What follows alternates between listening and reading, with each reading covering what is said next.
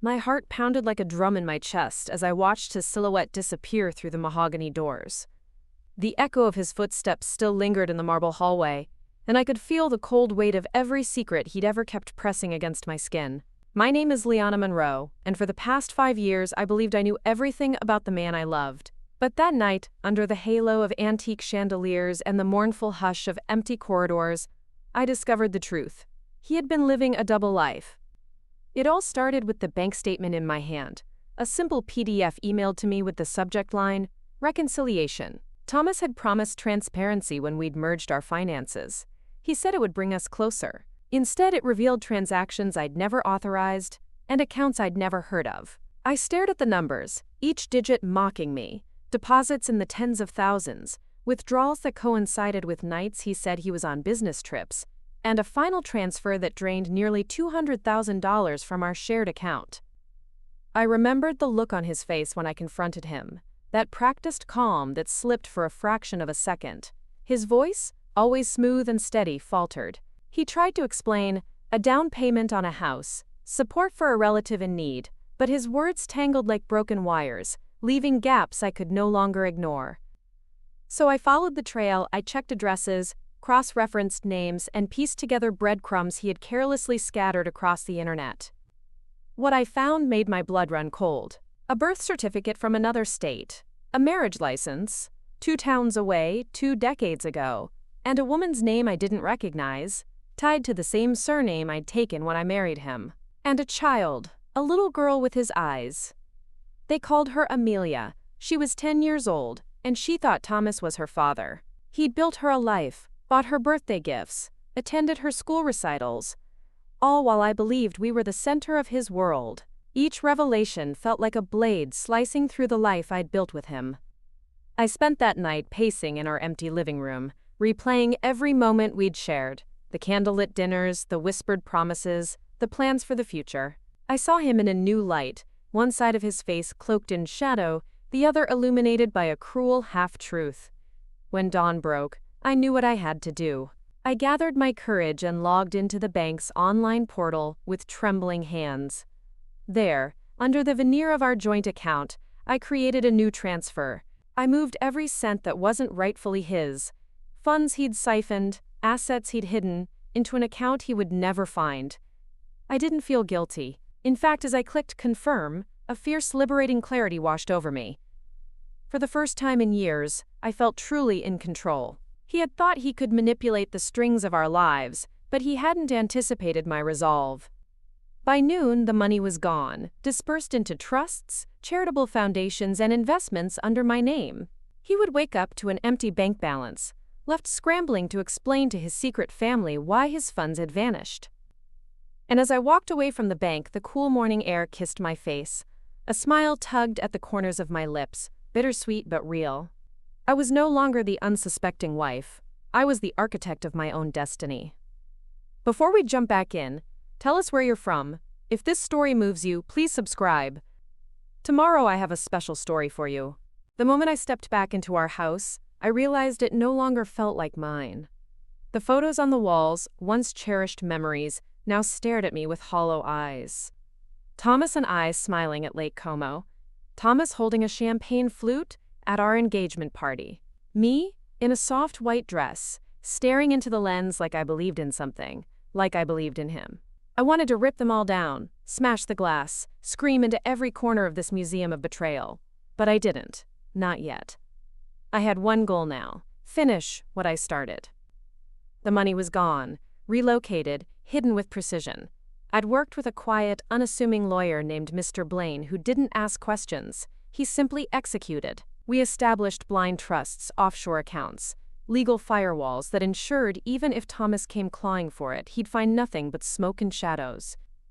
But I wasn't done with him, not by a long shot. I sat at the dining table, a place where we used to share evening wine and debrief about our day. Now it was a war room. My laptop glowed softly in the dim lighting, the only sound the tick of the antique wall clock his mother gave us. I opened my file, labeled in bold, Operation STORMFALL. Everything was in there: emails, bank records, real estate deeds, Even old birthday card messages he'd sent Amelia, scanned from the school's online bulletin board. He'd used the same phrases he once used with me. I was beginning to understand just how practiced his deception was. Thomas didn't just lie, he replicated intimacy. My phone buzzed. I looked down. Thomas, landing at 7. Can't wait to see you. I stared at it for a moment. Can't wait to see you. The audacity. I responded quickly. Emmy, dinner's waiting. Thought we'd celebrate. Red heart. Let him walk straight into the fire. He arrived exactly at 7:43 p.m. I heard the tires on the gravel, the soft chirp of the car locking. My heart thundered. I wore the same burgundy silk dress I wore on our honeymoon night, because cruelty, when justified, should wear elegance. He walked in with his leather duffel bag and a bouquet of lilies. For my love, he smiled. I accepted them with a frozen smile, perfect, just like always. He leaned in to kiss me, and for a split second I considered recoiling, but I let him. Let him think the stage was his. Dinner was roasted duck, a bottle of Bordeaux from the cellar. He told me about Zurich. A grueling meeting schedule, he said, conveniently omitting that his last dinner had been at a boutique family-run trattoria 2 hours from our home. I knew. Because I'd had a private investigator trailing him for 3 weeks. He didn't suspect a thing. I've been thinking, I said between sips, that we should revisit our estate plans. He stiffened only slightly, barely noticeable, but I caught it. Of course, he nodded. It's probably overdue. Exactly, I said. We're not getting any younger. He laughed, the same rehearsed, polished laugh I'd once found charming. The next morning, I met with Blaine again. We drafted a revised will, everything left to me. Not that it would matter soon. Thomas was about to be financially vaporized. But just in case he tried to fake sentimentality later, frame me as the villain, I needed the paper trail. I moved fast. Sold the second property in Cornwall under our LLC. Liquidated the stock shares I'd personally managed under both our names. I gave notice to his private banker, telling them he'd be traveling and unreachable for the next 10 days. I made withdrawals in his name. Then made donations to women's shelters and whistleblower funds. He wouldn't dare go public. Not unless he wanted to admit why I had to protect the assets in the first place. But I wasn't satisfied with just the money. I wanted the truth to burn through every corner of his carefully manufactured second life. So I found Amelia's mother. Her name was Claire Davies, and she was everything I expected. Mid-30s, pretty, composed, a bit too trusting. She was shocked when I called. Even more shocked when I told her who I was. We met at a quiet cafe 2 towns over. She brought Amelia. Seeing that child nearly undid me. She had his eyes. He told me, Claire whispered, fingers trembling around her coffee cup, that his wife had passed. I felt like vomiting. Instead, I handed her a photo, me and Thomas at our wedding, smiling under cherry blossoms. Claire's hand flew to her mouth. Amelia looked between us, confused. Mommy, who is that lady? Claire couldn't answer. I leaned in gently. Amelia, your dad loves you, but he hasn't told you the whole truth. Claire looked ready to crumble. I stepped outside, gave them space, watched as the lie Thomas had carefully painted over a decade finally peeled away. He texted me that evening. Thomas, something feels off. Are you okay? I didn't reply. Instead, I sent Claire a document. It outlined all the financial support Thomas had secretly provided. Every transfer, every bill, every gift. It also included our marriage certificate, dated 15 years before Amelia's birth. An hour later, she called me. Her voice was shaking. What do you want me to do? I said, you don't need to do anything, just stop protecting him. By the time Thomas figured out something was wrong, his credit cards had stopped working. His login credentials to our accounts had been deactivated. The keys to our summer villa in Mallorca didn't work anymore. The private car service he used in London canceled his standing reservation. His name had been removed from every joint title. That night, he came home seething. He stormed into the house, slamming doors and barking questions. What the hell is going on, Liana? I stood calmly by the fireplace, sipping tea. You tell me, did Amelia enjoy the dollhouse? He froze. A long silence fell between us. You had no right. No, I cut him off. You had no right to build a life behind my back, to lie, to treat me like a backup plan. He tried to pace, to shout, but it was pathetic. I showed him the documents, the full compilation, every shred of evidence. I gave him a flash drive with duplicates, told him to go ahead, try a lawyer, try court, let them see what he'd done. He sank onto the couch, head in his hands. And I stood over him, not as his wife, but as the woman who'd taken back control. Then came the knock on the door. 3 firm raps. Thomas looked up. I didn't move. The door creaked open. Claire stepped in. Behind her, Amelia. And before Thomas could say a single word, Amelia asked, "Daddy, is she your wife?" Silence stretched like a blade. I looked at him. Well, Thomas? His lips parted. But the truth had already arrived. Thomas didn't speak for a long time. He just sat there, slack-jawed, as the two halves of his life collided in the foyer of our home. The home he told Claire was long gone, the home Amelia believed had never existed. Claire's knuckles were white on Amelia's shoulder, her expression a war between fury and humiliation. Amelia just looked confused. She clutched a small stuffed rabbit, her favorite toy, the one Thomas had bought her the Christmas he told me he was working late in Geneva. I didn't interrupt. I let the silence thicken, let the truth hang. Finally, Thomas rose. Slowly, his voice cracked.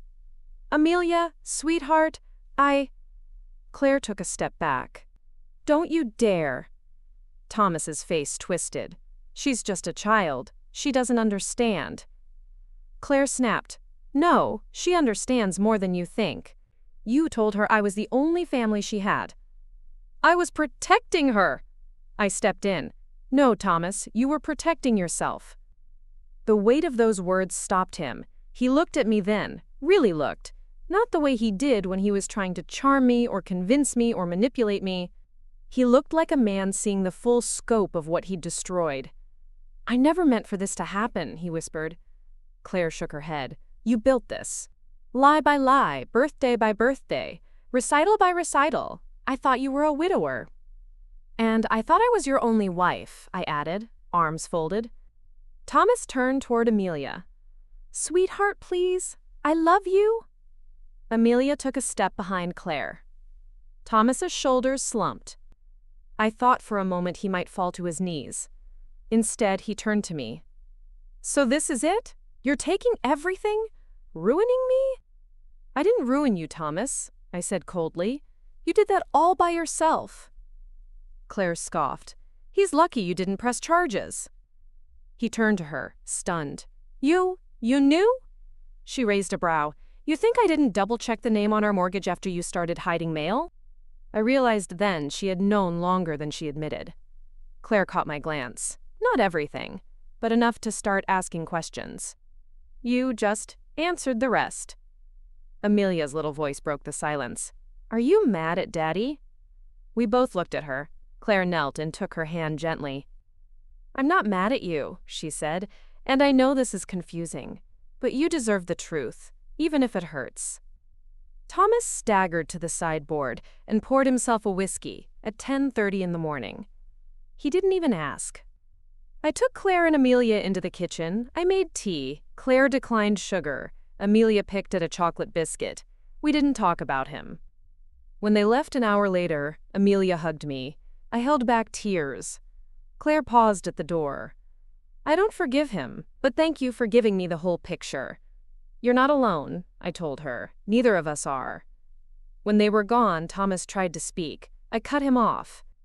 "You have 48 hours to vacate the house. Your name is off the deed. You don't live here anymore." "I built this house," he said. "No head, we did. But then why? Oh, you burned it." He glared. "You'll regret this." "Maybe, but not as much as you'll regret losing me." I walked upstairs, locked the bedroom door, and for the first time in months, I slept. The next day I met with my lawyer again. There may be attempts to contest the funds, Blaine warned. Let him try, I replied. All we need is time. We opened a new LLC using the funds I'd secured to launch something entirely mine, a consultancy for women exiting high-control relationships. It was an idea that came to me somewhere between insomnia and rage. I called it Phoenix Bridge.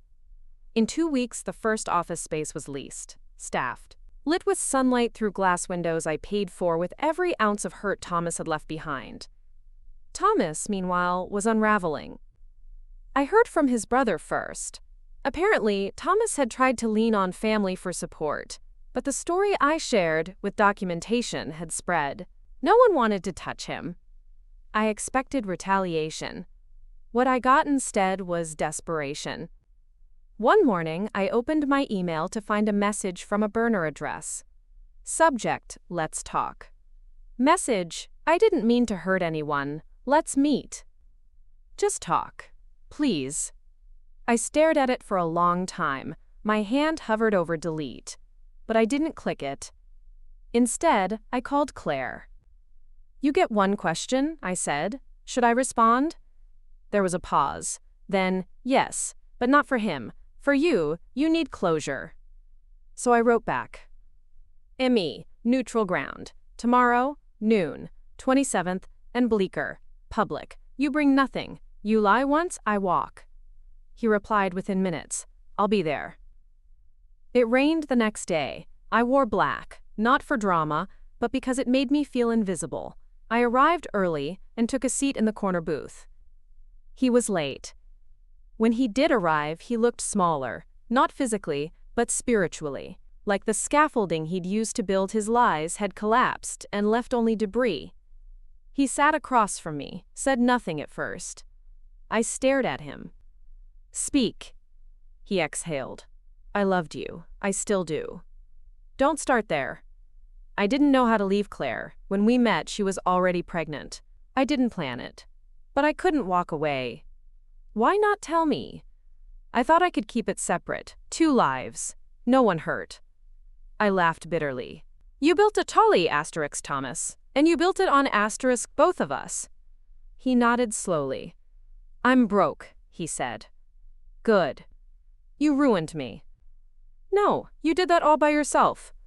He reached into his coat pocket. I flinched. He froze. Just a photo. I hesitated, then nodded. He pulled out a snapshot of Amelia, tiny, laughing, clutching a stuffed giraffe. I didn't deserve her, he whispered. No, I said, rising. But she still deserves better from you. Don't vanish. Don't lie again. And for God's sake, don't come near me. I left without looking back. That night I poured a glass of wine, stared out the window. A storm rolled in across the city skyline. And I felt peace. But then, my phone lit up. Unknown number. We need to talk. It's about Thomas. I froze. The number wasn't Claire's or Blaine's. Another secret? Another family? Before I could decide, the phone rang again. And I answered. The voice on the other end of the line was calm, too calm. Ms. Monroe? Yes. I'm calling on behalf of the McLaren Trust. I understand you were married to Thomas Monroe. My stomach tightened. We're in the middle of a divorce. That's precisely why I'm reaching out. We have some irregularities that may affect your joint financial standing. I stepped into the study and closed the door, my fingers tightening around the phone. What irregularities? Before I explain, I need to confirm your identity through a quick authentication process. I answered every question with a precision born of adrenaline. Mother's maiden name, date of marriage, tax filing status for the last 5 years. When I finished, there was a beat of silence. Thank you. Ms. Monroe, I'm afraid this isn't just about your finances. There's a pending legal inquiry into several offshore accounts connected to Thomas Monroe. Your name appears on some of the paperwork. I nearly dropped the phone. I had no knowledge of offshore accounts. That's consistent with what we've found.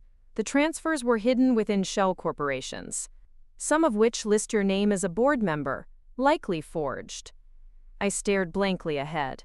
I could see the framed photo of me and Thomas in Paris, the one I hadn't taken down yet. In it, I was smiling like a fool, wrapped around the waist of a man building paper trails in my name. The caller continued. We're cooperating with authorities, but we thought it best to contact you directly. If you have legal counsel, we advise informing them immediately. I hung up, heart racing, then I called Blaine. He answered on the first ring. Tell me everything, he said. And I did. 36 minutes later, he responded with a phrase I wasn't expecting. I'll need to bring in someone else. Who? A forensic accountant, maybe two. I leaned back in the chair, mind spinning. He used me as a front. Not just that, Blaine replied. He's been laundering. The next few days blurred. I met with a woman named Sonia Chavez, who arrived at my door wearing tortoiseshell glasses and carrying 3 laptops. Her voice was gentle but carried a steel undercurrent. I specialize in corporate betrayal, she said, plugging in cords across my desk. Your husband isn't unique. He's just sloppy. Together we tore into every account I'd ever held jointly with Thomas. She found bank codes hidden in metadata, transaction patterns that matched known laundering behaviors. It wasn't just betrayal. It was federal crime. He forged your signature on at least 11 filings, Sonia said, eyes flicking over her screen. If this escalates, you'll need to file a full immunity statement. I pressed my fingers against my temples.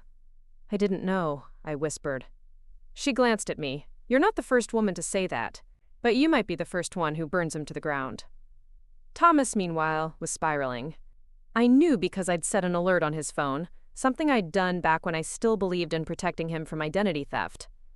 Instead, I was protecting myself. Every time he accessed an account, my phone buzzed.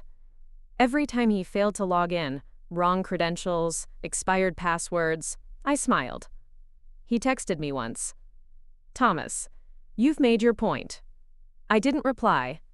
A week later, he showed up at my office. Phoenix Bridge was barely a month old, but we already had a lobby, a staff of 5, and a plaque with my name on the door. He stood in the entryway, disheveled, rain-soaked. Liana, he said. My assistant Mariana rose. Sir, you can't. It's fine, I said. I'll speak to him. 5 minutes. He followed me into the conference room. His shoes left damp marks on the hardwood floor. I'm being investigated, he said. I know. You think I'm a monster? No, I said quietly. I think you're a coward. He flinched. They're going to freeze my accounts. They already have. I need help. You need a lawyer. He stepped forward. Liana, please, I can't go to prison. I didn't know how deep it had gotten. It started as something small, just a favor for an old friend. I tilted my head. Do you even know how many friends you've used as excuses? He reached into his coat again. Careful, I warned. He froze. It's just a flash drive. What's on it? Names, accounts, evidence, everything. I took it. You're turning yourself in? I want a deal. And I want to protect Amelia. She's the only thing that matters now. You should have thought about that before. I left the room, handed the drive to Blaine. 3 hours later, he called me. It's real, and it's damning, but also useful. We contacted federal agents the next morning. The next 10 days felt like slow motion. Subpoenas were issued. Investigators combed through Thomas's digital footprint. Claire called me twice, shaken. What does this mean for Amelia?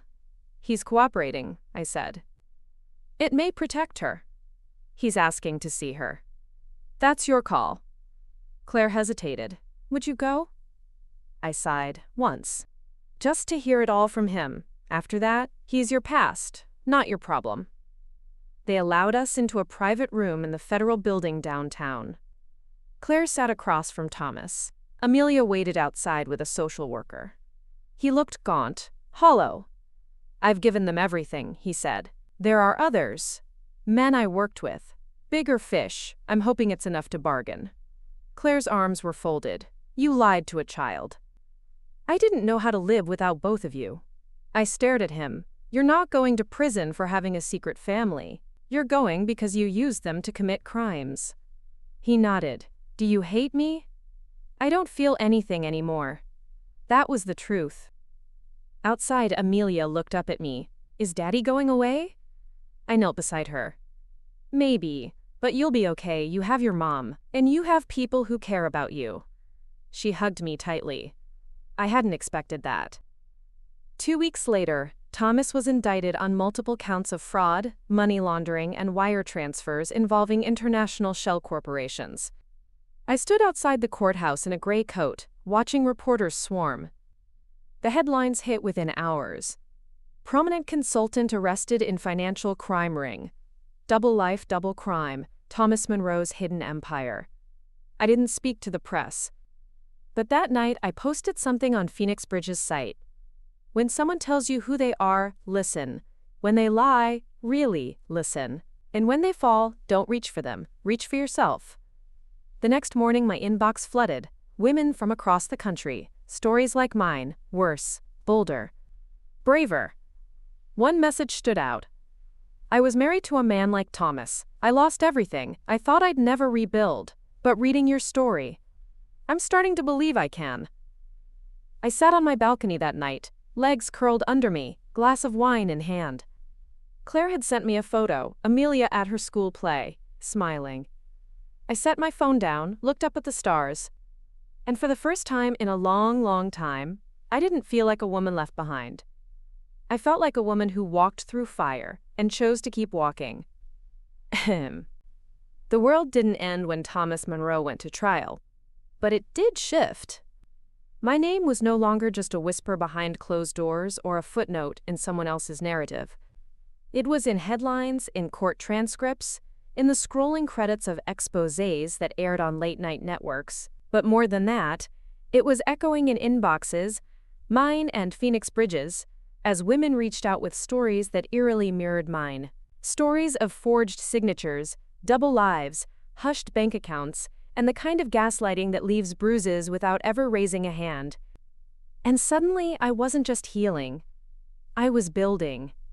Phoenix Bridge, which had begun as my small revenge-fueled venture, became a sanctuary. We expanded into 2 additional offices, one in Manchester, the other in Portland. Blaine had introduced me to a group of like-minded legal advisors who specialized in high-conflict exits and forensic accounting. Sonia stayed on as our lead investigator, and Claire, yes, that Claire, came on board to consult for our outreach to single mothers. It was surreal. Months ago, we'd been victims of the same man. Now we sat across the same boardroom table, planning grants for women who needed temporary housing, legal advice, or even just a quiet room to cry in without being watched. But just as the waters seemed to calm, another storm began to gather. It started with an envelope. Unmarked, delivered to our main office in London. No return address, no stamp, just my name written in crisp block letters. I opened it with mild curiosity, until I saw what was inside. A photograph, grainy, taken at night, me, stepping into a black car outside a federal building. On the back, in typed print, "You're not safe."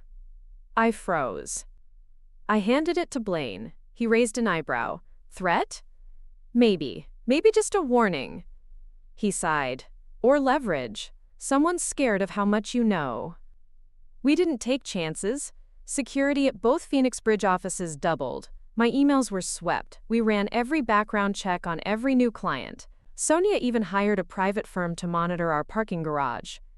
I refused to be scared. But I was no longer naive enough to assume it would be over just because Thomas was in custody. A week later, a name surfaced in Sonia's new investigation, Martin Kane. British national, hedge fund origin story, clean public record, but deep ties to shell companies and international asset reallocation. He'd been Thomas's partner. Not just a colleague. An architect. Sonia said it bluntly. Thomas was just a well-dressed puppet. Kane's the one who taught him how to cut the strings. We knew what that meant. If Thomas talked in court, Kane's empire would start to crumble. And someone wanted to keep that from happening. I received another letter. This time, a USB drive was included. The files were encrypted, but Sonia cracked it within hours. It held surveillance footage. Me. My office. Claire. Amelia at school. The message was clear. Stop, stop. But they underestimated something. I had nothing left to lose. I held a press conference the next day, not to stoke drama, but to go on record. I am not afraid, I said into the microphone, because fear is how they win. But I've already survived the worst day of my life, and I refuse to let silence finish what betrayal began. The story went viral. Hashtags flooded Twitter. Survivors from around the globe tagged Phoenix Bridge. The next morning, our London office was vandalized. Graffiti, smashed windows, lies burn, scrawled in red across our entrance. We installed cameras. We didn't close. Not for a day. That same week, I got a call from a blocked number. The voice was smooth, British, controlled. Ms. Monroe, this is Martin Kane. My breath stopped. You're very brave, very foolish, too. I gripped the edge of my desk. Is that a threat? A reality check. You're playing a very dangerous game, and you're not the only one who knows how to move money through silence. You're scared, I said. He chuckled. No, darling, I'm curious. I want to know how far you'll go. I'll see you in court.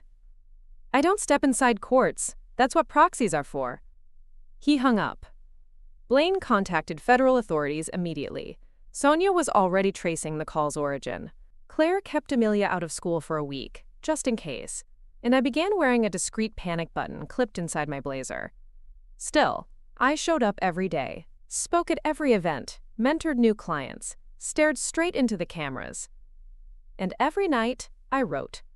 My story, unfiltered, not just about Thomas, but about the slow erosion of trust, the soft ways women disappear inside relationships, and the sharp, sudden return to self once survival becomes choice, not necessity. Halfway through a chapter, my assistant knocked. There's someone here to see you, Mariana said. Says it's urgent. She wouldn't give her name. I stepped out. There she stood. Late 30s, nervous eyes, a bruised cheek. My name's Julia, she whispered. Kane did this to me. I have files. And I need help. Julia became our Rosetta Stone. She had documents, recordings, photographs. She'd worked for Kane's firm, initially as an analyst, then as a compliance officer. The moment she flagged one irregular transfer, her life unraveled. She sent men to my flat, she whispered. They ransacked it, said it was a robbery. I believed her, and so did the federal prosecutor. Her evidence turned Kane from shadow to suspect. Suddenly, Thomas's testimony mattered even more. But Thomas was cracking. In detention, he'd become erratic, depressed, refusing meals. One night, I received a call from the facility chaplain. I think he might do something irreversible. I hesitated. Then I went. I didn't want to see him, but I needed to know. He looked up through the glass, eyes hollow. I didn't know how to stop, he said, and I hated that you could. I stared at him. Then why call me?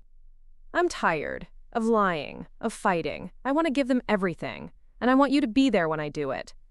Why me? Because you're the only person who ever loved me, honestly. I almost stood, almost walked away. But I stayed. Because maybe, just maybe, this was how we ended it. Together. This story took us a long time. If you like it, subscribe. Now back to the story. The next morning, in a closed-door deposition, Thomas Monroe confessed to it all.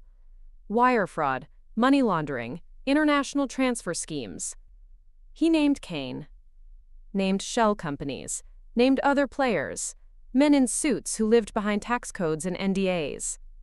I watched him speak for 2 hours. No interruptions. Just the full, unspooled truth.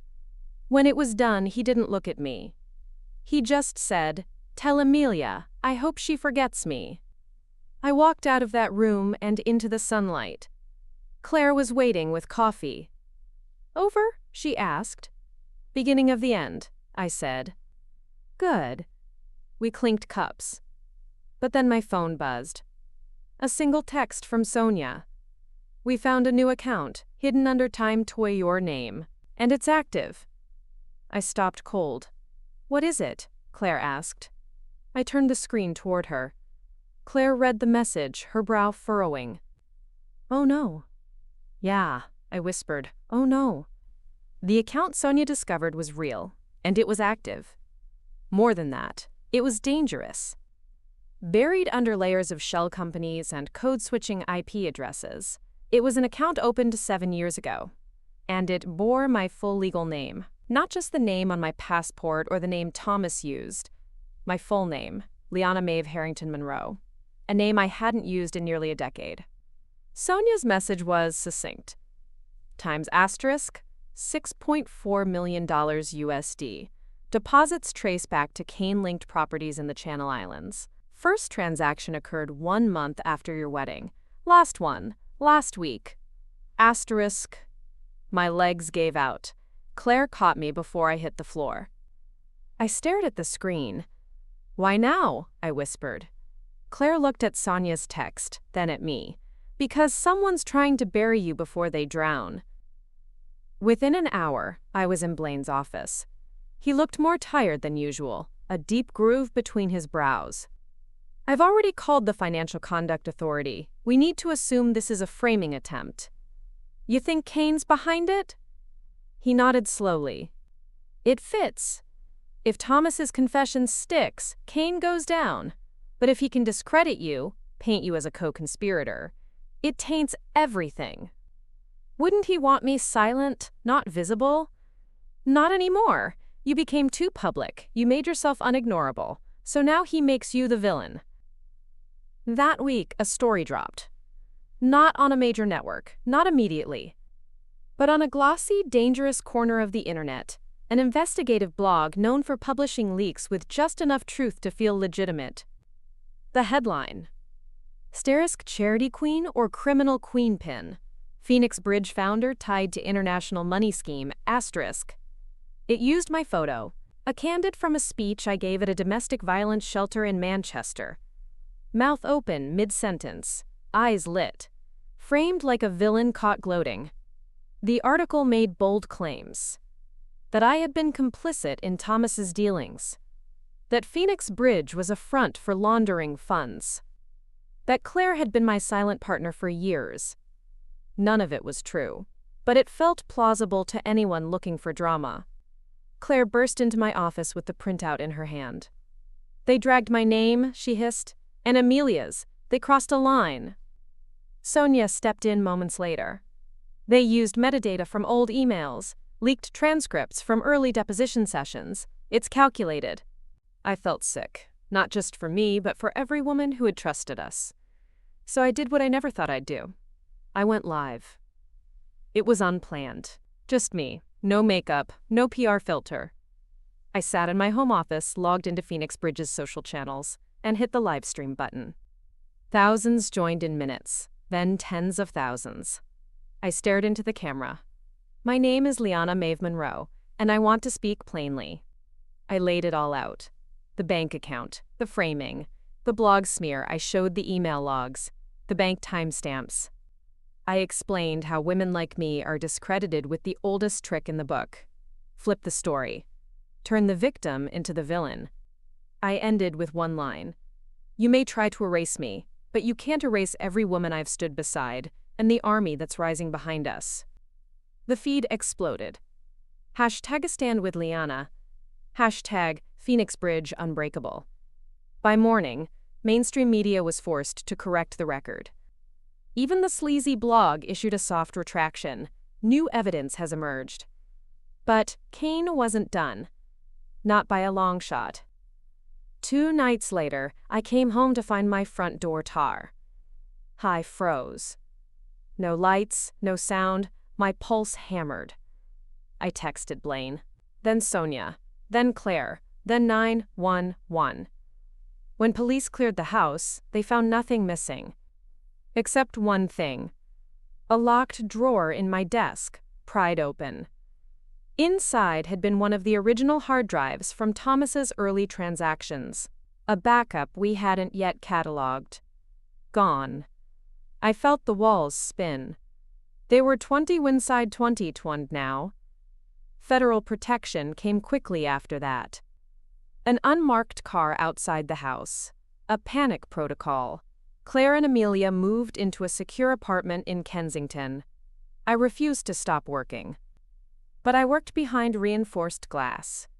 And with every day, more women came forward, not just about Thomas or Kane, but about others, executives, brokers, partners, names I recognized from fundraisers and charity boards, men who'd smiled while I gave speeches, shaken my hand while burying my name. Then the tipping point came. Julia, the whistleblower who'd given us our first inside look, went missing. She failed to show for a meeting with Sonia. Her phone was off, her flat was locked, no signs of forced entry, but her laptop and notes were gone. The panic among our team was instant. Blaine pressed federal contacts. Sonia traced last known pings. I called every news contact I had. We pushed. 3 days later, Julia was found in a safe house across the channel. She'd fled when she saw an unfamiliar man trailing her for 3 blocks. He wore a suit, she said, didn't blink, just followed. She ran, didn't stop. She'd hidden herself. And now she was ready to come back swinging. The retribution came fast. Indictments, grand juries. Thomas's testimony triggered a domino effect. But it was Trinity Wisdrate's head's second deposition that toppled Kane. Not just financial, but criminal. Human trafficking links, offshore labor violations, a network so deep it made Thomas look like an amateur. And my name? Officially cleared. The account in my name? Deemed a fabrication. Forged using documents stolen before my marriage even began. I was vindicated. But I didn't feel victorious. I felt furious. Because for every woman who got justice, 100 more still waited in silence. Phoenix Bridge opened a hotline. It received over 9,000 calls in its first week. We expanded again, Dublin, Berlin, Chicago. And I gave a keynote at the Global Women's Summit. On stage, I didn't talk about betrayal. I talked about what comes after. What happens when the world tries to write your ending, and you pick up the pen yourself? The applause felt like thunder. But back in my hotel room, alone, I wept. For Julia. For Claire. For Amelia. And for the version of me who once thought love was enough. Then I poured a glass of wine, opened my laptop, typed 4 words. Times asterisk. This is not over. Asterisk. Because it wasn't. Not even close. The first real moment of peace came exactly 198 days after I discovered the truth about Thomas. I was on a rooftop in Dublin, wrapped in a gray wool coat, standing next to Claire. Below us, the new Phoenix Bridge office was preparing for its ribbon-cutting ceremony. The street buzzed with media vans and survivors, and the quiet hum of a revolution disguised as a nonprofit. But up on the roof, the air was clean. And still. Claire passed me a thermos of hot coffee. "You really did it," she said. "We did it." I sipped carefully. For now. Still expecting the sky to fall?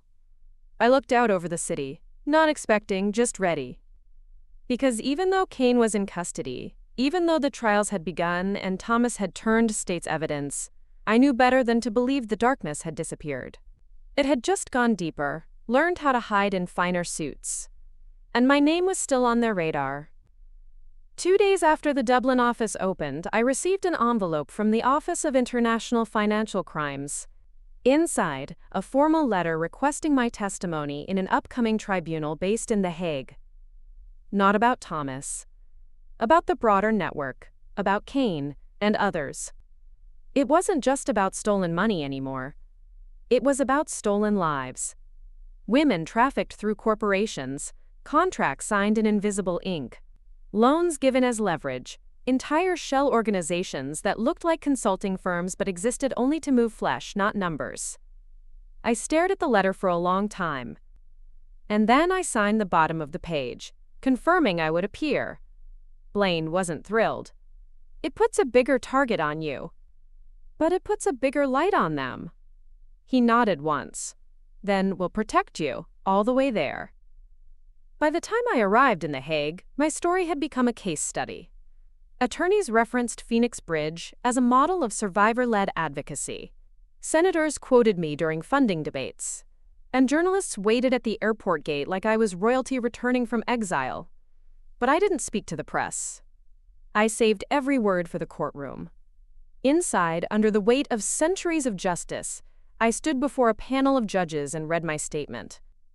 I spoke about Thomas, about the early lies, the forged accounts, the way love becomes camouflage for control. Then I spoke about the night the door was left ajar, the hard drive stolen, the surveillance footage. I described the first time Amelia asked me if she'd done something wrong. And I ended with the same words I had once typed into my laptop alone in the dark. This is not over. When I finished, the room was quiet. No applause, no reaction. Just the sound of justice turning over, one slow wheel at a time. Outside, Claire was waiting. So was Julia. So was Sonia. Women who'd risked everything to tear down the illusion. We stood on the courthouse steps as the press tried to swarm. But we didn't speak. We didn't need to. That night, in my hotel room, I received a call from someone unexpected. Liana? The voice was older, familiar. This is Margaret, Thomas's mother. I sat down. Mrs. Monroe, I said. Please, Margaret, I saw your testimony. I waited. I owe you an apology, she said. I defended him, even when I knew better. You loved your son, I said. That's not a crime. But turning my back on you was. Silence stretched. Then she whispered, I visited him. In prison. My breath caught. He looks old, but he asked about you, about Amelia. I didn't respond. I just wanted you to know, she said, that I'm sorry and proud. You're doing more good than he ever did. I ended the call with tears in my eyes. And still, something inside me didn't let go. The next few months moved fast. Phoenix Bridge was invited to participate in a global advisory council. Sonia began building an AI-driven tool to help women detect financial manipulation early. Claire gave a TED Talk viewed over 14 million times. Julia published a book, half memoir, half blueprint for whistleblowers. And me? I was nominated for a humanitarian award. I almost didn't go. It felt surreal to walk a red carpet knowing how the story started, in a marble hallway, with my husband's betrayal echoing behind him. But I went.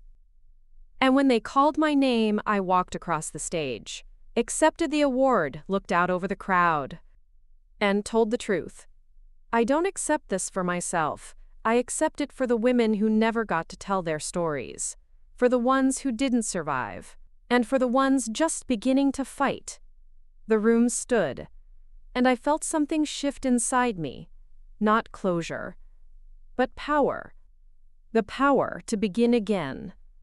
One morning, months later, I received a letter from Thomas. The envelope was plain, no return address. But the handwriting was unmistakable. I stared at it for an hour before opening it. Inside, 2 pages. The first, a list. Every asset he'd hidden, every account, every name. The second, a letter. He wrote, I never deserved you, but I see you now. Not as someone I wronged, but as someone who rebuilt a world I tried to control. I hope one day Amelia understands that you saved us both, even when you had every reason not to. I do not ask forgiveness. I only offer the truth. Thomas, I folded the letter. Put it away. Not because I forgave him, but because I no longer needed anything from him. Phoenix Bridge expanded to 5 continents. We partnered with the UN. Claire remarried. Amelia sent me a birthday card signed with a heart and the word warrior. And I started writing again. Not case files, not strategy briefs, but stories. True ones. About women. About resilience. About how sometimes the most powerful thing you can do is walk away. And sometimes, the most revolutionary act is simply surviving with your dignity intact. The storm was quiet now. Not gone, just quiet. Months had passed since The Hague, since Thomas's final letter, since Julia's whistleblower book hit the bestseller list, and Claire gave her second standing ovation talk, this time in Geneva. The world had moved on. Headlines shifted to new scandals, and Phoenix Bridge had matured from a response to a legacy. We had 20 offices across 8 countries, 200 staff, a rotating roster of survivors turned advocates who ran seminars on everything from digital hygiene to financial sabotage. Women who once hid behind pseudonyms now spoke openly with unwavering voices. And me? I had begun to disappear. Not from the work, from the center of it. The organization didn't need me at the helm anymore. It needed room to grow, to adapt, to become something larger than one woman's rage turned righteous. I still advised, I still visited, but more and more I spent my days in quiet corners, writing, mentoring, and remembering. But peace has a way of attracting ghosts. And one arrived unexpectedly in the form of an email. Subject: urgent, potential compromise? From Sonia Chavez. My fingers hovered above the keyboard. Sonia never used that tone lightly.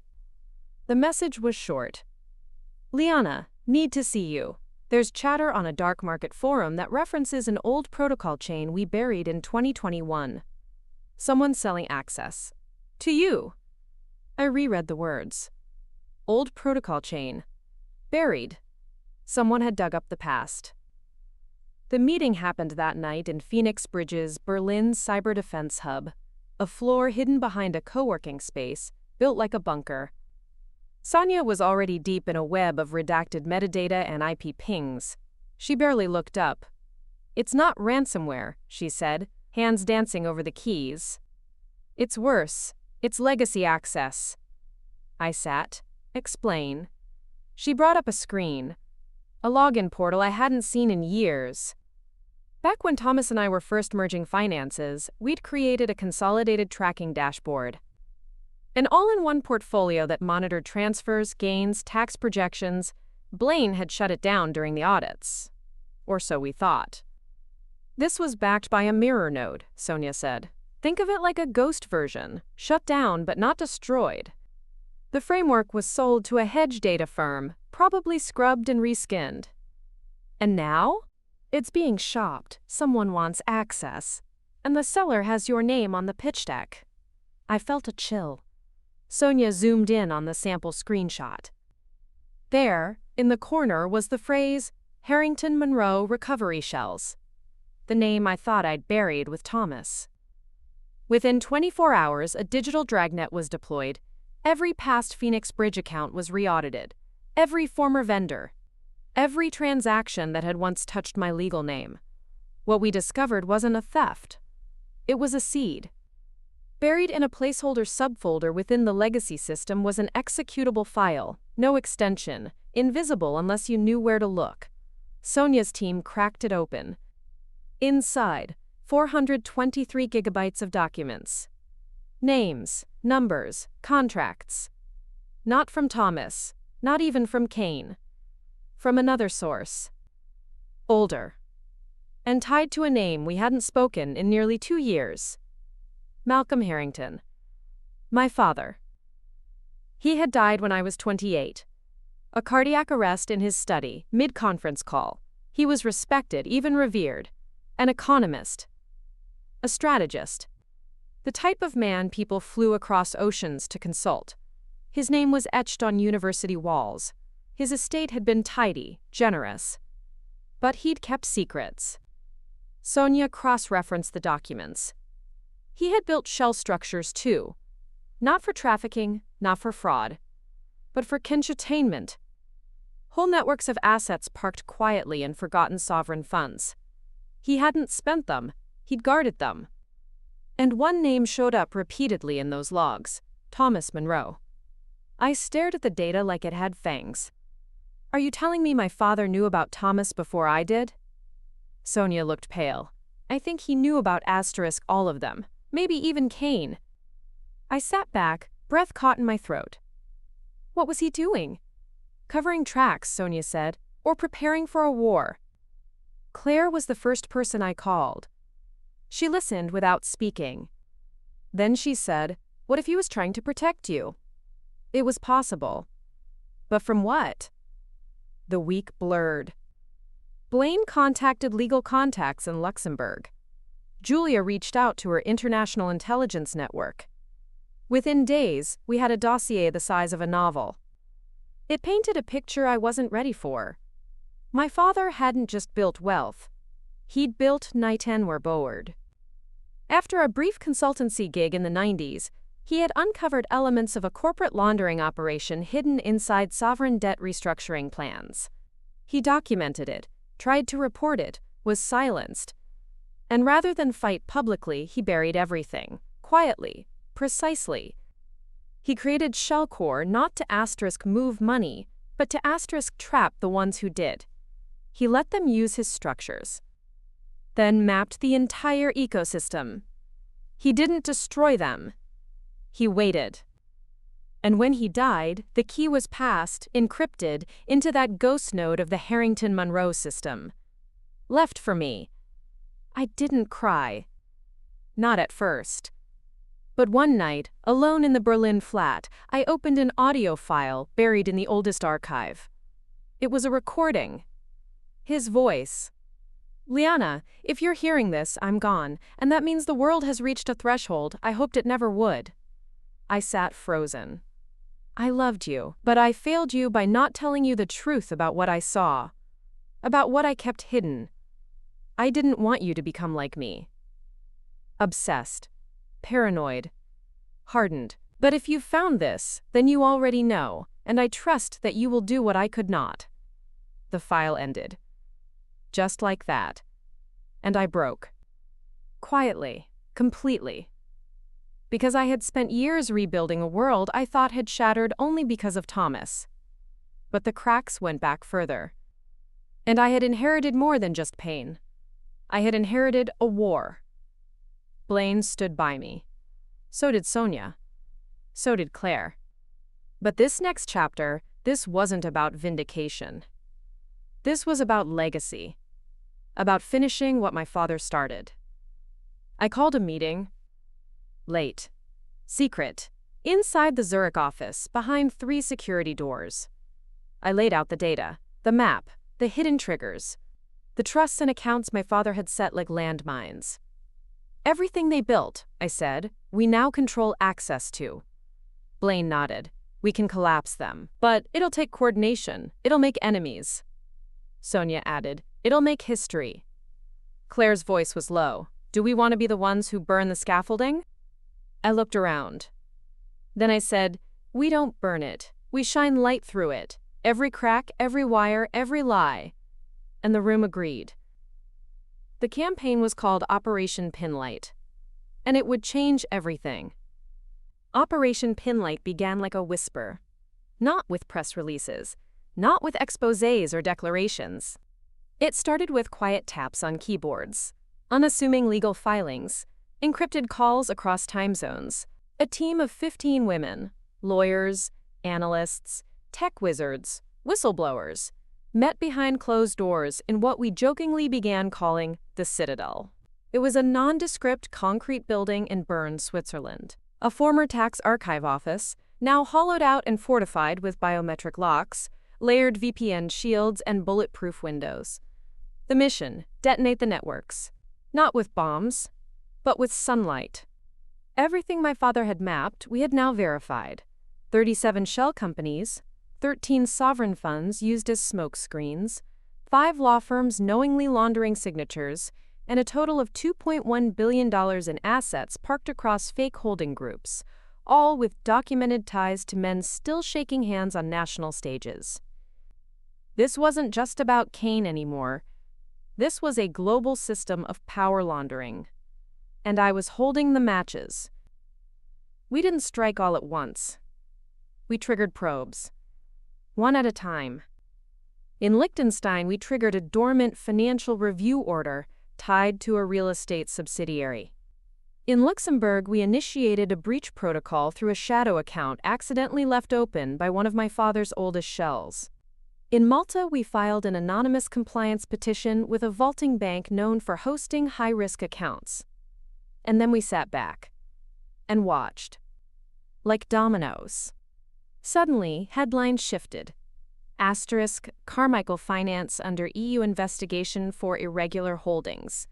Asterisk, whistleblower tips. Spark audit of Sovereign Trust Consortium. Asterisk, billion-dollar assets frozen amid identity forgery claims. They didn't know it was us. Not yet. But the walls were cracking. I didn't speak publicly, not at first. Phoenix Bridge remained outwardly focused on its humanitarian efforts, even as our internal operations grew more militarized in precision. Sonia built a live grid of known compromised structures, color-coded by threat level. Claire coordinated survivor outreach to women, tied, unknowingly, to companies we were about to expose. Julia worked with secure press contacts to prepare stories only to be released after times each collapse was confirmed. We became an orchestra. And the first real crescendo came when the London Times ran a lead banner. Nimes asterisk, Minister's Campaign Fund linked to fraud shell named in 2021 audit. One of the names in my father's archive, the first of many. The fallout was immediate. Parliament hearings, resignations, internal leaks. And within days, someone tried to break into the Citadel. It was 2:36 a.m. Sonia's alarm tripped. The system registered a breach on the sub-basement level, a back corridor never mapped to any external access. A team was dispatched. By the time they arrived, the intruder was gone. But they'd left behind something chilling. A photo. Of me, taken that morning, boarding a train, smiling, unguarded. On the back, turn off the lights, or we come for the power. I moved to a safe location that night.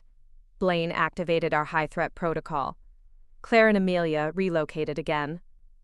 Julia, defiant as ever, refused to hide, but agreed to increase security. I sat in a dark room and listened to my heartbeat. They weren't just scared. They were enraged. Because, for the first time, they couldn't stop it. We didn't tutter demand tutter change. We engineered it. Within 30 days, Operation Pinlight had triggered audits or seizures in 7 countries. 24 officials were placed under investigation. A UN subcommittee issued a formal request to open an international inquiry into, quote, power laundering and systemic concealment of elite wealth. We stayed silent. Let the world guess. Until one morning a man appeared in our secure lobby. British, tall, unshaven, nervous. He handed a letter to Sonia, then vanished. The letter read, asterisk, I was your father's inside source. I've waited 12 years for this. Tell Liana, the puzzle has one final piece. It was unsigned. But inside was a USB stick. We decrypted it in isolation. The files were older than any in our archive. Pre-2010. Labeled in short codes. But Sonia recognized the encryption pattern. It matched my father's earliest builds. We opened the main folder. And there it was. Alms Times proof of governmental knowledge.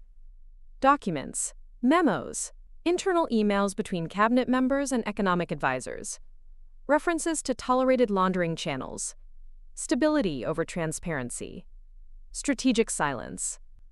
Claire's face went pale. This is the kill shot, she whispered. Blaine agreed. But it also paints a target the size of a continent on our backs. I knew we had a choice. Use it and burn the scaffolding. Or bury it and let the structure rot quietly. I didn't sleep that night. I walked the empty halls of the Citadel, sat at my father's files, read his notes, the margins, the hesitations. He had walked this line too. Then I looked at Amelia's birthday card again. She'd drawn me in a cape, called me Aunt Liana the Brave. That did it. We released the files. Quietly, strategically, with redactions to protect the innocent and full documentation to expose the corrupt. Through secure journalists. Via mirrored links. No credit, no name. Just truth. And the world caught fire. The storm was global. Bankers arrested, CEOs indicted, ministers forced to resign. The G7 called an emergency summit. But more importantly, women called Phoenix Bridge. In the thousands. Some were survivors, some were insiders, some were just done being silent. We didn't respond to press inquiries. But I issued one final statement. A video. Just me, one light overhead, black background. I said, sometimes the system isn't broken, it's functioning exactly as designed, and that's why we don't ask it to change anymore. We force it to, with data, with evidence, with each other. And I ended it with, turn off the lights? No, we just rewired the grid. The video was shared 50 million times. And still counting. I returned to London after. The Citadel now operated independently. Julia was head of global ops. Sonia ran cyber infrastructure for an international alliance of legal nonprofits. Claire, she took a sabbatical. She and Amelia moved to coastal France. Her emails now signed, finally breathing. And me? I went back to where it all started. The townhouse where I had first read that bank statement. Where Thomas once held lilies and told lies. It had been vacant for over a year. I walked through the rooms like a ghost. The dining table was gone. The photo frames were bare. But the foundation held. Just like me. I sat on the floor, breathed. And I finally wrote the first page of my book. Asterisk. My name is Liana Maeve Harrington Monroe. I was never a victim. I was never just a wife. I was the algorithm they didn't see coming. And I didn't just survive the war, I ended it. In the weeks after Operation Pinlight detonated, the world rearranged itself. You could see it in the headlines. Governments scrambling to distance themselves from exposed officials. Multinational firms publicly condemning the very systems they once exploited. And compliance departments, those once sleepy departments buried beneath budget spreadsheets, suddenly flush with funding and frantic with urgency. But for me, the change was quieter. I'd returned to London, settled into a modest flat overlooking Hampstead Heath.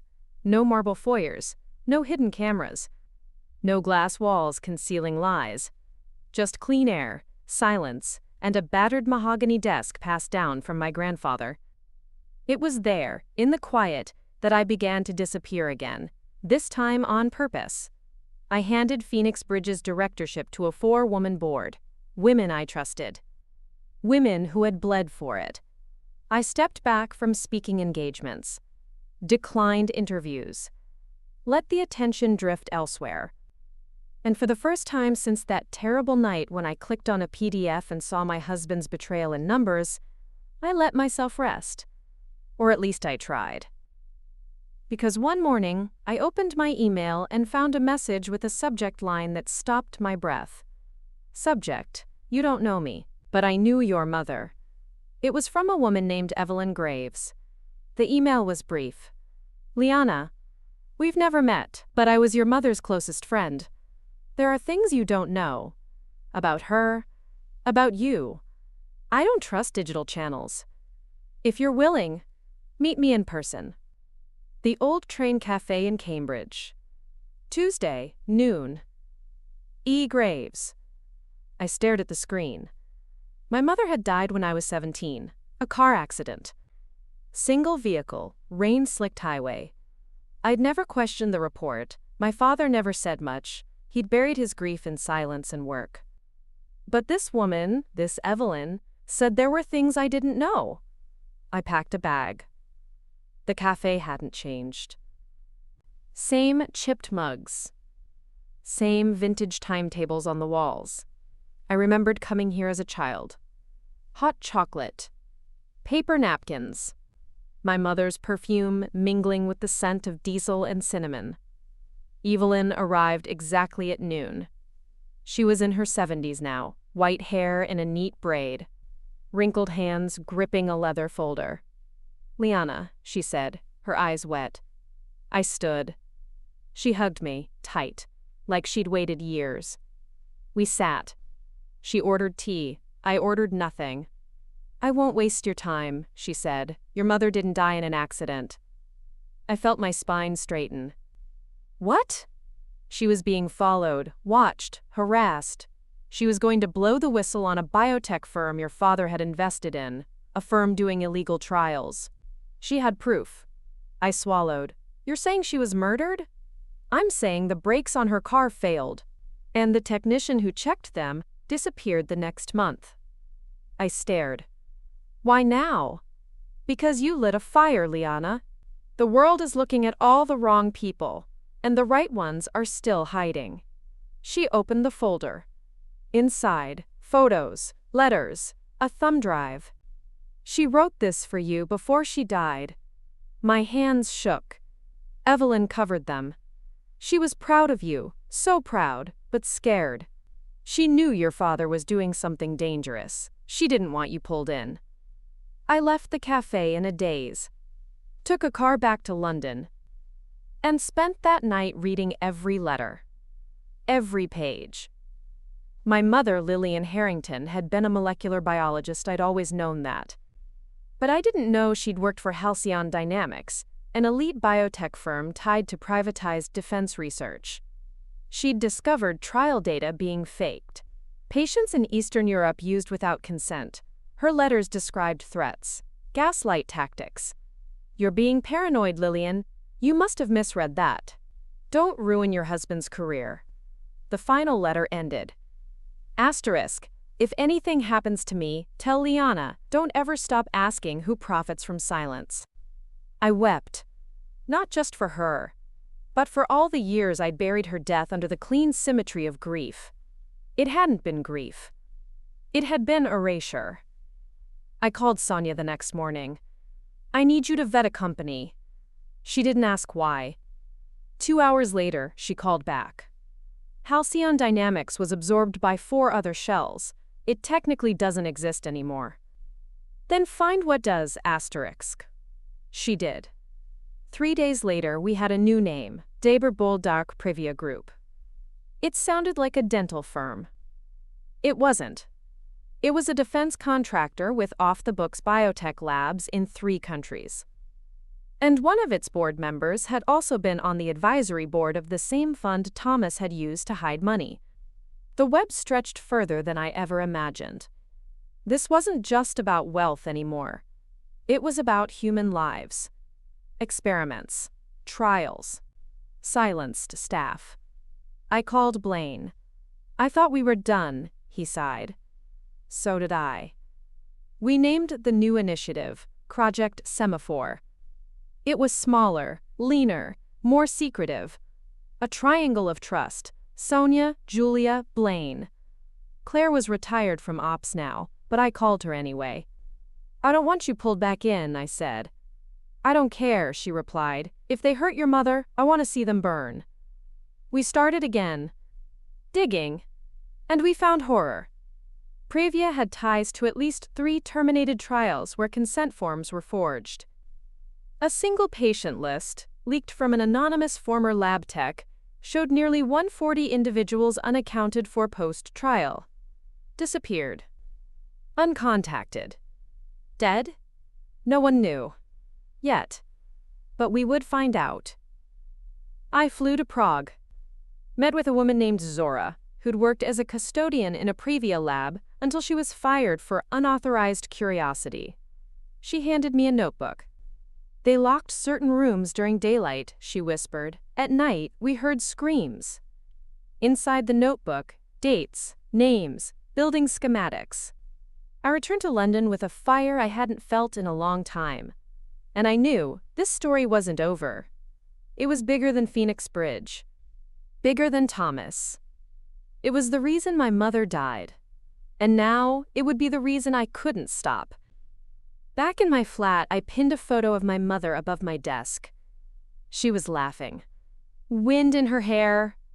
Unafraid. I made a vow to her that night. I whispered. You pass the match, I'll carry the flame. And I opened a new folder on my desktop. Taj Project Semaphore, primary file, and began typing. My mother had whispered from beyond the grave. And now I couldn't unhear her. Project Semaphore had begun in the shadows. Unlike Phoenix Bridge, it wasn't built for public strength. It wasn't a refuge. It was a scalpel. Precise. Covert. Untraceable. Where Phoenix had amplified survivors, Semaphore hunted ghosts. Within 6 weeks of Zora's notebook landing on my desk, we had traced 3 defunct Pravia labs across 2 continents. Sonia unearthed access logs, air travel manifests, and security ID timestamps. Blaine quietly built a legal strategy to shield us from corporate retaliation if and when we stepped into open war. Julia, still battling her own trauma with ferocity, volunteered to spearhead outreach to former staff. We all knew this was more dangerous than anything we'd faced before. This wasn't about fraud or betrayal. This was about lives lost, and the machinery that had buried them. The first major break came from a retired nurse in Finland. Her name was Reija. She reached out through a secure tip line we'd embedded on a dark web ethics forum, anonymous at first, then cautious, then desperate. When Sonia verified her background, we set up a secure call. She spoke in clipped, trembling English. They used to sedate them, not all the way, just enough to keep them quiet. My blood turned cold. They told us the patients had signed consent, but none of them remembered signing anything. Some didn't even speak our language. Where are they now? I asked. I don't know, she said. They moved them the moment the audit started. I asked if she could provide anything. 3 days later, she sent us a photo. It showed a man strapped to a gurney. He was emaciated, conscious, staring into the camera with a look I would never forget. Terror, resignation. He was numbered, not named. Patient 0411B. Blaine sat across from me after reviewing the data. This is unlawful detainment, at best. At worst, it's human experimentation under the veil of commercial research. We need international charges, I said. That means evidence, irrefutable, traceable, with witnesses. Julia entered the room with a folder in her hand. We have one. The photo was of a woman in her 30s, long black hair, a scar along her temple. Her name's Ivana. She escaped 1 year ago. She's in hiding near Sarajevo. I stood. Let's go. We flew the next morning. Claire protested. I didn't let her come. This one's mine, I told her. She hugged me. Then come back. Ivana lived in a crumbling apartment on the 4th floor of a Soviet-era building. The hallway smelled of metal and mold. We entered cautiously, accompanied by a fixer named Leica, local, trustworthy, quiet. Ivana opened the door herself. Her eyes were sharp. Which one of you is Liana? She asked. I stepped forward. She stared. I've seen your face. On the internet. Thought it was fake. It's not. Then come in. We did. Her story took hours to tell. She'd been a contractor at a Pravia lab in Croatia, initially hired as a translator, then gradually pulled into administrative roles she hadn't applied for. We started seeing new patients, no files, no medical history, no names, just numbers. She had kept everything. Notes, building plans, staff lists, access logs. But most chilling, audio recordings. She played one for us. A voice, male, calm, unaccented.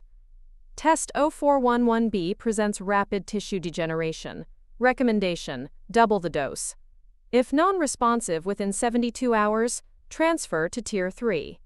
Ivana paused the recording. Tier 3 means they're never seen again.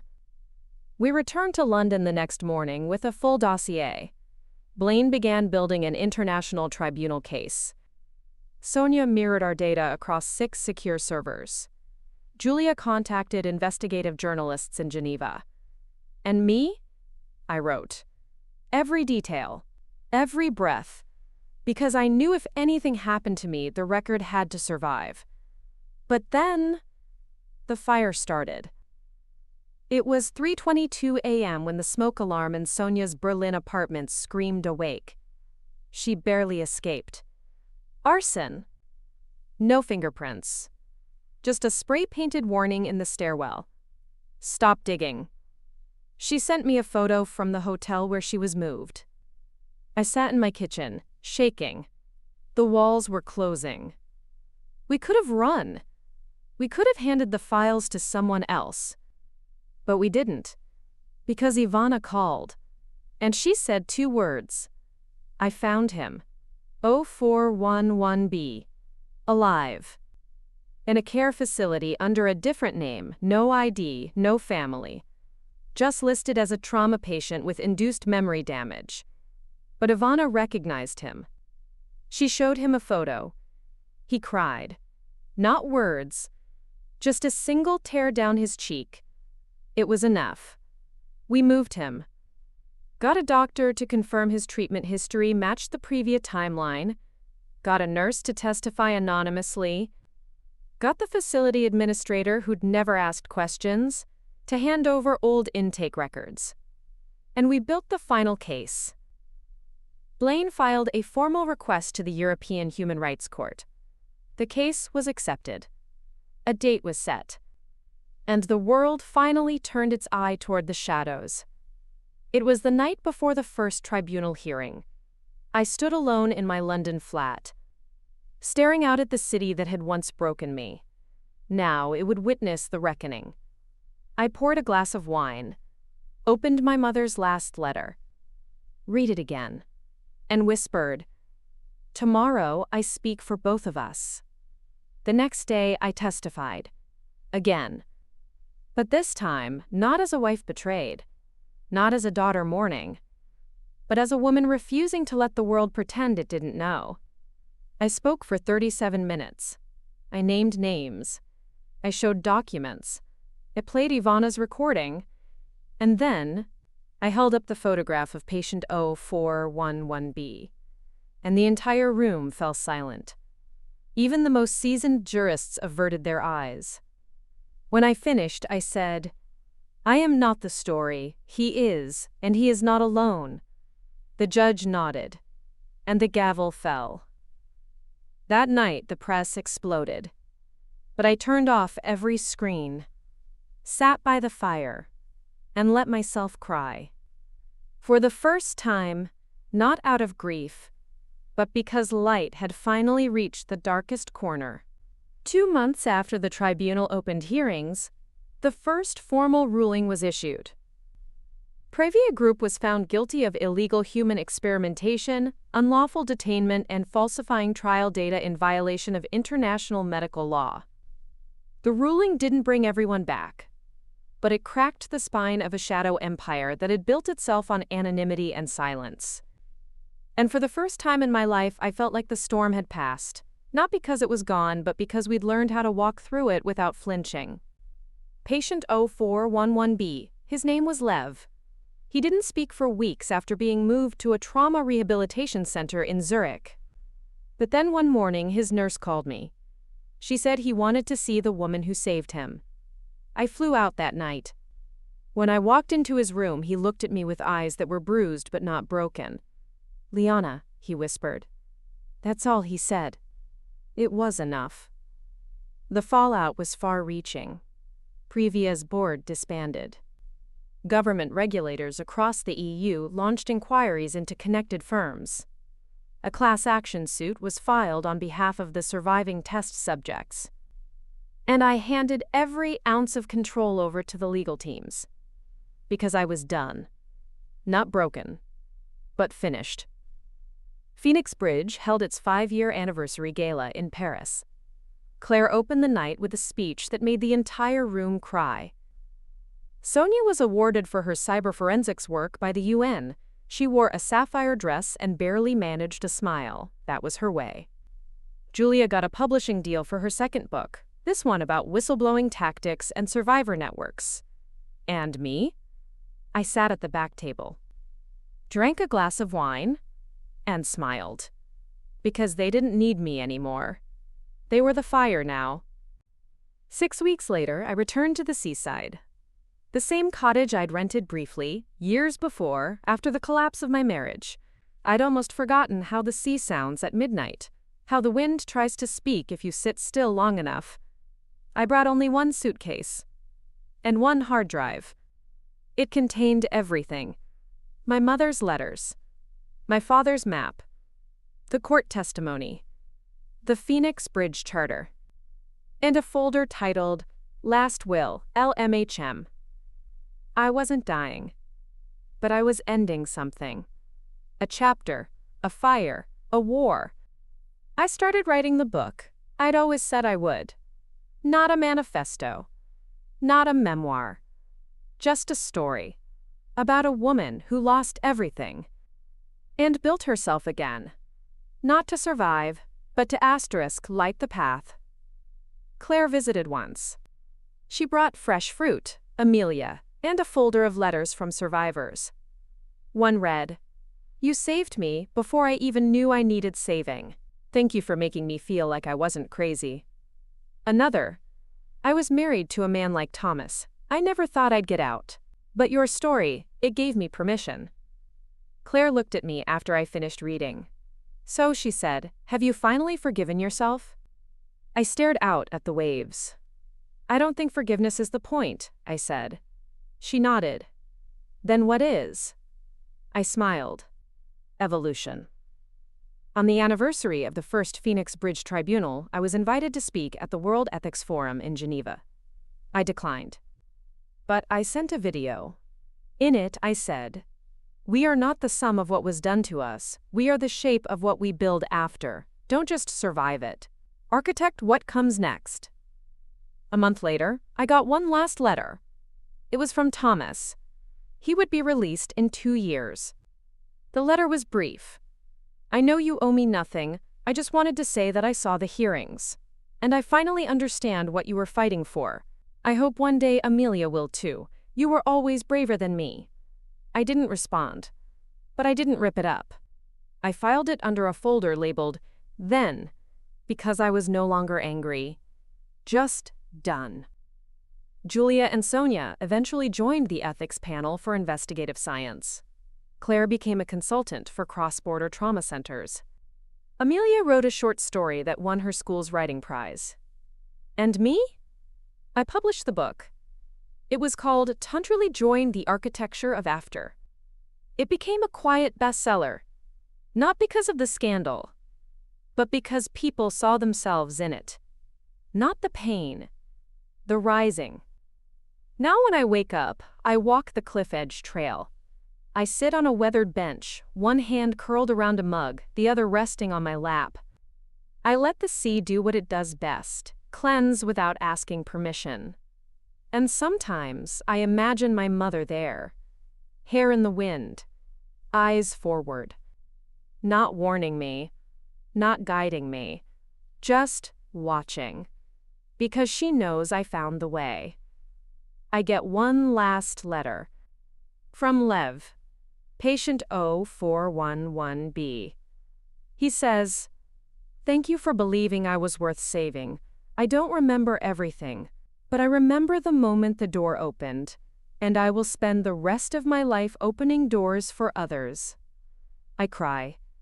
Not because I'm sad, but because everything led to this. Final entry in the project Semaphore Log. Mission status: concluded. Primary objective: completed. Lives restored: countless. Light deployed: everywhere. And for the first time, I type the words, "The end." Then I whisper, 2 more great stories are next. Don't miss them. Subscribe and turn on notifications.